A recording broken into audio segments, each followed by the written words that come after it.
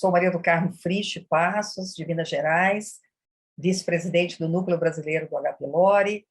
ex-presidente da Federação Brasileira de Gastroenterologia, aqui abordando os highlights do DDW, com muito prazer de estudar um tema tão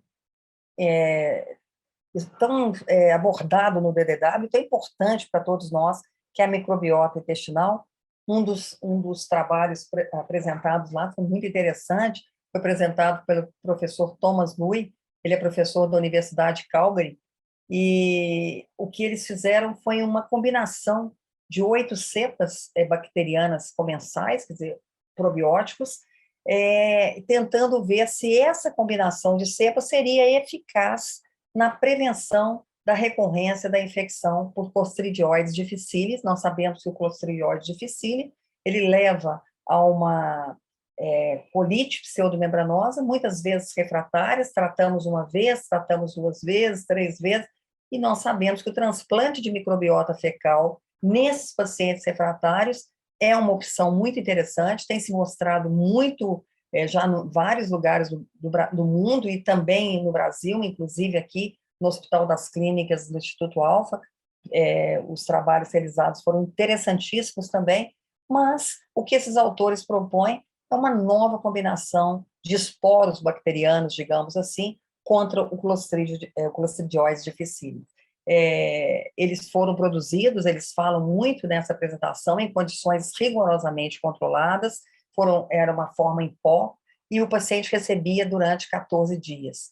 E tudo isso comparando aí com o transplante de microbiota fecal, que é o grande tratamento para essas formas refratárias. O professor Thomas salientou, então, que essa formulação, de fato, era muito interessante, porque ela poderia mudar a história natural sem precisar do paciente fazer o transplante de microbiota fecal. As cepas encontradas, eles denominaram como VE303, elas foram identificadas na microbiota do paciente, após um transplante de microbiota bem sucedido, e, embora em animais e em humanos, mostrava que os micróbios, né, a microbiota, possa repovoar a microbiota. Então, foram 78 pacientes incluídos nessa análise do estudo, e após 8 semanas, 13,8% do grupo que recebeu essa formulação VE303 apresentou infecção recorrente por Clostridium, contra 45% do grupo placebo, quer dizer, 13,8 contra 45, representando uma redução de mais de 80% de risco, com uma diferença estatística significativa. Os pacientes toleraram muito bem essa formulação, os efeitos adversos foram leves e semelhantes em ambos os grupos, sem relatos de efeitos adversos graves relacionados ao tratamento. Eles foram também, apresentaram também uma análise de outros estudos também que utilizaram essas cepas probióticas, que mostrou, então, esporos de Firmicutes purificados, que também reduziu o risco da infecção por Clostridioides difficile após 8 semanas em comparação com o placebo. Nesse outro estudo foi 12,4% versus 39,8%,